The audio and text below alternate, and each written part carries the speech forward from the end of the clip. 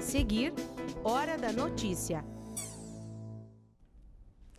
O resultado do primeiro turno das eleições e a representação regional são assuntos do quadro Fatos de hoje. Nossa equipe foi para as ruas acompanhar o primeiro turno das eleições aqui em Passo Fundo. Quais são os desafios na educação em casa e na escola? Na Semana da Criança, vamos apresentar uma série de entrevistas e reportagens sobre a infância. Nossa convidada de hoje é a professora da Faculdade de Educação da UPF, Adriana Braganholo. E ainda os projetos de estudantes de escolas públicas para melhorar a qualidade de vida da população e garantir a biodiversidade. Eles foram apresentados durante a Feira de Ciências da UPF. Hoje é segunda-feira, 8 de outubro, é Hora da Notícia.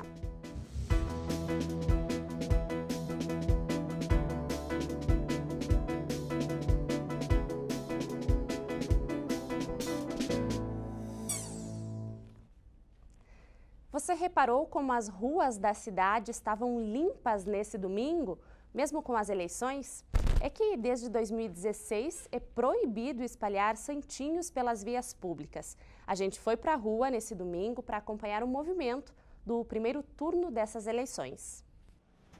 Os famosos santinhos quase não foram vistos pelas ruas dessa vez. Se nesse ano a gente já não vê aqueles milhares de santinhos distribuídos pelas vias públicas, é porque teve uma mudança na lei eleitoral. Desde 2016, com a mini-reforma eleitoral, se tornou um crime distribuir esse lixo em via pública. Então, quem fizer isso pode ser multado, em alguns casos, até preso. Derramar santinhos no dia da eleição passou a ser crime, né? Não é só mais uma irregularidade. Então isso inibe um pouco a prática. Também nós temos que considerar que é uma campanha que está mais enxuta em termos de dinheiro, tem limite de gastos bastante severo aos candidatos. Então placas, cavaletes, banners que se via antigamente não pode mais. O domingo foi movimentado na cidade, mas silencioso. No dia da eleição é proibido vincular propaganda eleitoral. Alguns eleitores tiveram problemas com a biometria. O Tribunal Regional Eleitoral importou os dados do Instituto Geral de Perícias, os dados que todos nós utilizamos para a identificação civil, para que numa posterior identificação biométrica eles fossem utilizados para fins de facilidade de atendimento. O eleitor está chegando então na sessão e se depara com essa situação. Então o eleitor, ao colocar as suas digitais, às vezes as digitais não estão sendo reconhecidas. Um dos lugares onde isso aconteceu foi aqui no Instituto Ceci Leite Costa. Nessa sessão, por exemplo, votam mais de 300 eleitores, o que motivou essa fila durante a manhã. Mesmo com a formação de filas, o problema não interferiu na votação dos eleitores. O Instituto Ceci Leite Costa foi um dos mais afetados, já que é um dos locais com maior número de eleitores, com 11 sessões. No Instituto Arco Verde também foram registrados problemas com a biometria e formação de filas. Já o Clube Juvenil recebeu apenas os eleitores que votaram em trânsito. Foram 438 cidadãos com essa modalidade na cidade. Passo Fundo tem hoje mais de 146 mil eleitores, distribuídos em 2 zonas eleitorais. O exercício da democracia é estendido para todos os cidadãos com mais de 16 anos. Tá feito já. Dá o que dá agora, né? Fiz minha parte, né? Espero que ele saia a dele.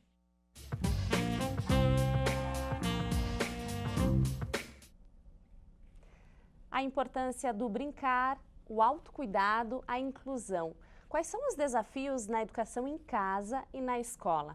Esses são temas que vamos falar durante esta semana de comemoração do Dia da Criança, numa série de entrevistas e reportagens sobre a infância. Nossa convidada de hoje aqui no estúdio é a professora da Faculdade de Educação aqui da UPF, Adriana Braganholo. Seja muito bem-vinda ao UPF TV. Professora, de que infância nós estamos falando? Bem, nós estamos falando de uma infância que é marcada por um tempo e por um espaço. Aliás, nós não estamos falando de uma infância, nós falamos de muitas infâncias. Nós viemos discutindo isso já há algum tempo, porque as crianças elas estão colocadas, postas e vivenciam um contexto. Então, cada criança tem sua cultura e há um contexto diferente para cada uma delas. E hoje nós também temos uma infância marcada pelo tempo. Que tempo é esse, né?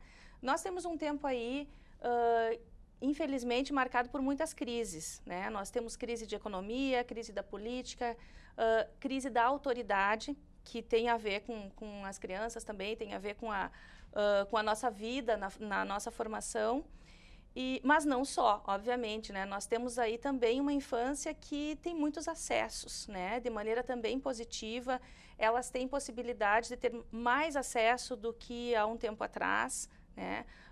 Ao conhecimento, à informação, aos próprios bens culturais, né? E as crianças são sujeitos de direito. Em que Isso. sentido elas têm esse direito? Exato. Bem, nós podemos dizer que as crianças são sujeitos de direito, então, de quê, né? São sujeitos de direito, sujeitos que têm direito ao brincar, sujeitos que têm direito ao aprender, mas em especial, sujeitos que têm direito de ser criança, né? Em todas as suas formas, né? O direito de ter as necessidades básicas a todas elas, né? Mas quando nós falamos do direito de ter infância, significa que há algo que é específico, que é próprio, que é característico, né, dessa fase. E isso é importante preservar, porque são diferentes fases, diferentes momentos na vida de cada criança e que precisa ser respeitado, né? Professora, agora as famílias estão cada vez menores, o número de filhos é muito menor do que em anos anteriores. Muitas crianças crescem rodeadas por adultos. Como é que isso interfere na questão da autonomia da criança? Bem, depende como nós lidamos com isso enquanto adultos, né? Tanto na escola quanto em família. Bem, o fato de ter muitos adultos, é possível que muitas vezes possa acontecer uma superproteção, mas às vezes com um adulto ou dois também isso pode acontecer, né? Então, claro, obviamente o contexto tem trazido essa realidade e o adulto, ele precisa que essa criança, para além dela ser uma criança que tenha direito de participar, como eu dizia antes, de ser sujeito social, para que ela possa ser, desenvolver-se, ter sua formação pensando no seu processo de desenvolvimento com autonomia, e aí a autonomia é conseguir fazer, em outras palavras, né? Eu consigo tomar decisões, eu consigo fazer as coisas sozinha, mas não é tão simples assim a autonomia, né? Quer dizer, depende da fase, nós estamos em processo de autonomia, não estamos criando, desenvolvendo situações autônomas aí, mas nós ajudamos muito as crianças nesse processo quando nós deixamos que elas participem, quando nós não as protegemos, cuidamos e protegemos, mas não uma superproteção, né? Para que elas possam desenvolver-se, de certo modo, né?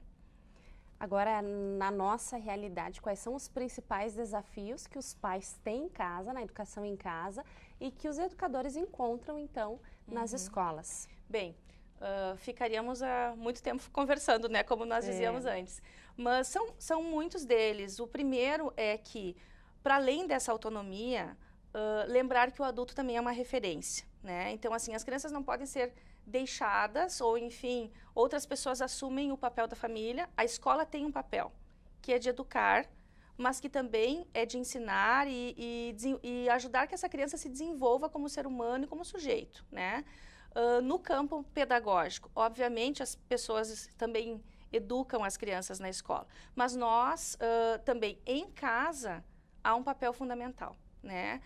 Que é de educar, que é de cuidar, que é de estar por perto, que é de ter um olhar extremamente atento a essa infância, naquilo que é preciso colocar limite, naquilo que é preciso oferecer para elas, na sensibilidade de olhar para uma criança e dizer, agora eu preciso dizer isso, agora eu preciso dizer aquilo, agora eu preciso te oferecer outro mundo e te ajudar a entender esse mundo que é tão complexo para elas. Tá certo. Obrigada pela sua participação aqui no Hora da Notícia e um bom trabalho, boa semana. Bem. Obrigada eu. Tá bem.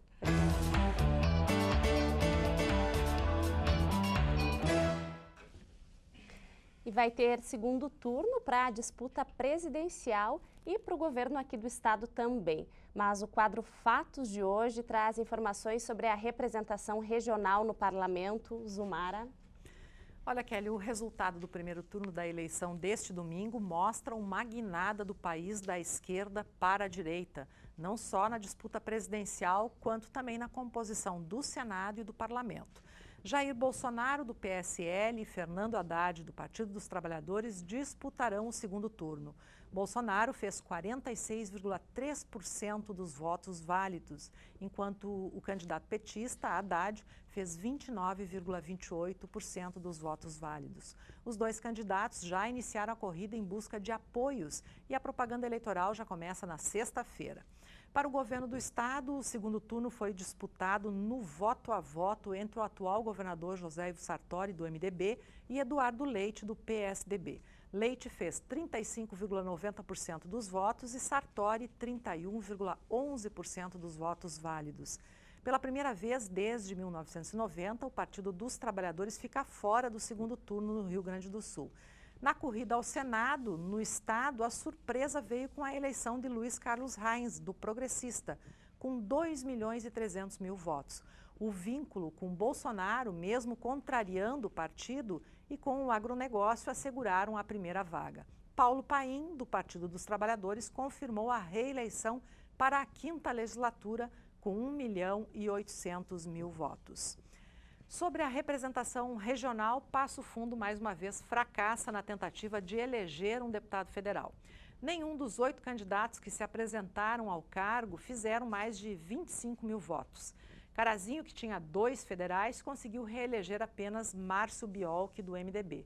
Soledade mantém a representação com Giovanni Cherini, do PR, e Palmeira das Missões reelegeu Jerônimo Gergen, do Partido dos Progressistas. Entre os deputados estaduais, Passo Fundo repete 2014, elegendo 2 parlamentares. Gilberto Capuani, MDB, reeleito para o 4º mandato, e a novidade, Matheus Vespe, do PSDB, que entra aí como a novidade e com um excelente desempenho, obtendo a 2ª maior votação da Câmara Tucana na Assembleia Legislativa. O município de Marau também garante representação no parlamento, reelegendo Sérgio Turra, do Progressista, e Vilmar Zanquim, do MDB. E contrariando todas as expectativas, a renovação no parlamento foi alta. Na Assembleia Gaúcha chegou a 56%, na Câmara dos Deputados foi de 53,41% e agora nada superou o Senado. Renovação de 85%. Das 54 vagas abertas, 46 serão ocupadas por novos nomes. Tá certo, Zumara. Obrigada pelas informações e até amanhã. Até amanhã. Projetos de estudantes de escolas públicas da região para melhorar a qualidade de vida da população e garantir a biodiversidade foram apresentados na Feira de Ciências e a gente mostra depois do intervalo.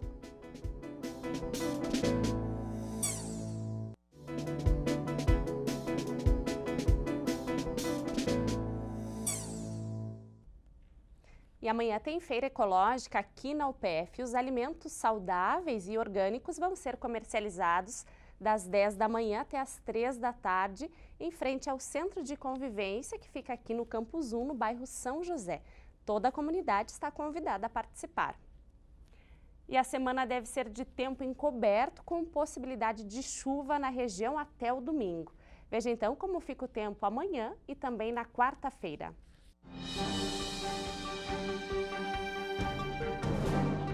Previsão de uma terça-feira com céu nublado e possibilidade de chuva durante o dia. A mínima fica na casa dos 17 e a máxima 28 graus. A quarta-feira também será de instabilidade e chuva em Passo Fundo. Temperatura mínima de 17 e máxima que não passa dos 23 graus.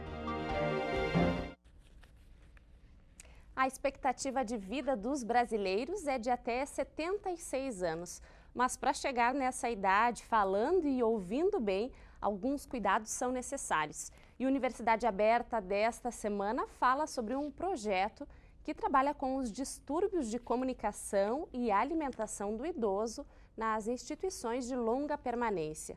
O programa vai ao ar hoje, às 8h30 da noite, com reprises amanhã e também na quinta, às 8 da noite.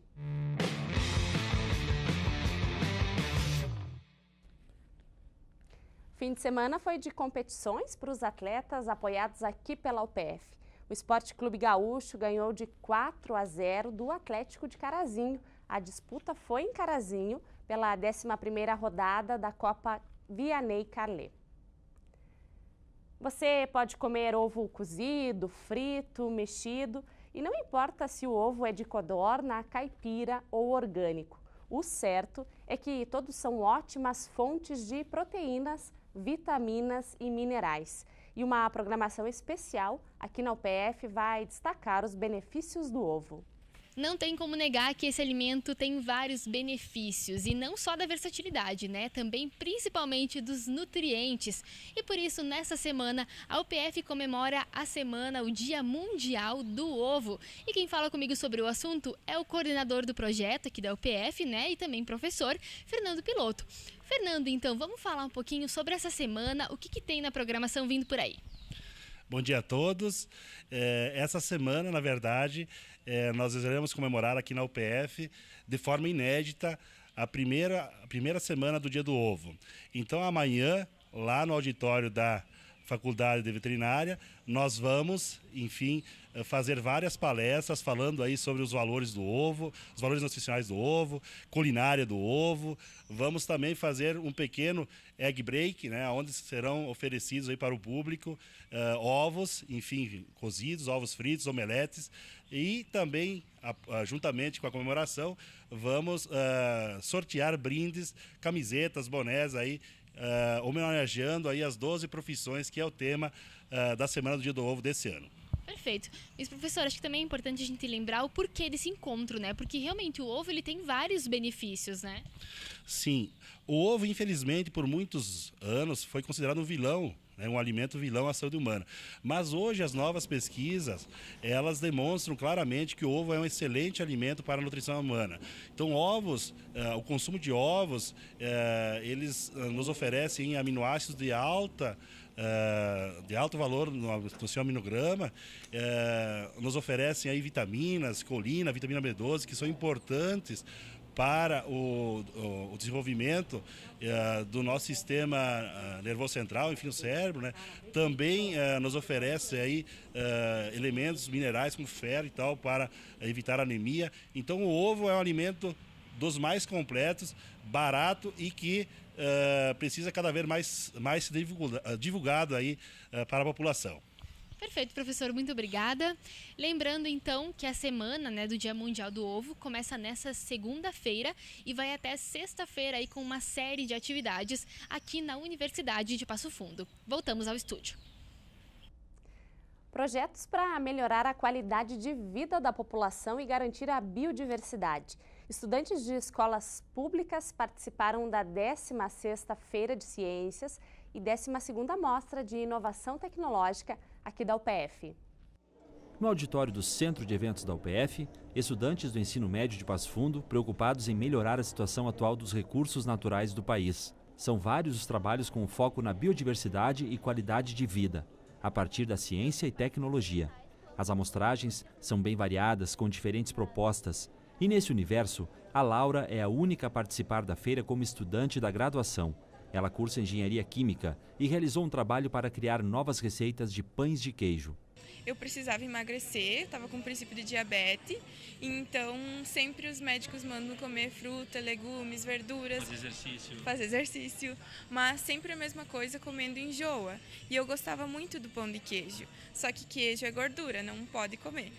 Então, a partir da receita do pão de queijo, eu substituí o queijo por alguns legumes, como ervilha, milho, palmito, beterraba e cenoura, e daí fiz o pãozinho. O grupo da Helena, da Escola Joaquim Fagundes dos Reis, pesquisou bastante sobre a reutilização de resíduos para a produção de cera, inseticida e sabão. Dessa maneira, o objetivo delas é reaproveitar o que já se tem e criar repelentes naturais para serem usados tanto na agricultura pelo homem do campo, quanto nos espaços urbanos. O para uso doméstico é um inseticida mais simples. É a base de fumo, pimenta, álcool e sabão de coco. A pimenta tem uma substância chamada icaradina e é ela que dá a ardência da pimenta. E o fumo também, como ele é uma erva aromatizante, ele acaba repelindo os insetos. O outro inseticida, que é um inseticida maior, a base dele é principalmente a citronela. E a gente procurou utilizar a citronela porque, além dela repelir os insetos, como pulgões, cochinilhas, vaquinhas, ele também auxilia no combate ao Aedes aegypti, que transmite a dengue. Então, todo local onde tiver esse inseticida, o Aedes aegypti vai estar sendo repelido. O trabalho das meninas ficou em segundo lugar na premiação geral da Feira de Ciências. Já o primeiro colocado geral foi a pesquisa destes guris do Colégio Tiradentes de Passo Fundo. O grupo do Eduardo desenvolveu um aplicativo que futuramente pode ser usado em celular para facilitar o controle e o trabalho dos recicladores da cooperativa Amigos do Meio Ambiente, a Coama. Eles foram até lá e descobriram que um dos problemas dos catadores era a comunicação. Assim, através do aplicativo, eles podem receber uma mensagem e saber que material e a quantidade disponível para irem buscar. Vale o mesmo para quem for solicitar a coleta. Nós entramos em contato aqui com o Parque Tecnológico do Planalto Médio, aqui da UPF, que, a partir dos programadores e de bolsistas, eles nos informaram sobre a plataforma App Inventor, que funciona no Google, é uma maneira relativamente simples de produzir. Então eles nos ensinaram como funcionaria o aplicativo e nós desenvolvemos, assim, essa plataforma. No aplicativo nós também colocamos orientações sobre como descartar corretamente esse material. Porque também, segundo eles, um dos problemas que eles enfrentam é o descarte incorreto que as pessoas têm com os resíduos. Como, por exemplo, o papel, que muitas vezes as pessoas pensam que picotando ele é uma maneira mais fácil de descartar, mas na verdade é totalmente o contrário. Isso dificulta muito para eles. Vários trabalhos foram inscritos para a Feira de Ciências e Mostra de Inovação Tecnológica, mas apenas 12 foram selecionados. Os estudantes demonstraram que entraram no tema, buscaram compreender, buscaram pesquisar, então houve projetos muito bem elaborados, muito bem desenvolvidos. Então, assim, houve um avanço significativo nesse ano em relação aos trabalhos apresentados. Os alunos classificados em primeiro lugar vão ter desconto de 50% na matrícula inicial do curso em que forem aprovados no vestibular da UPF. A universidade também irá isentar do pagamento da taxa de inscrição de um futuro concurso vestibular os alunos dos projetos de pesquisa classificados nas primeiras colocações. Essas foram as informações de hoje. Obrigada pela sua companhia, tenha um ótimo começo de semana e amanhã a gente espera por você ao vivo ao 12h30. Até lá!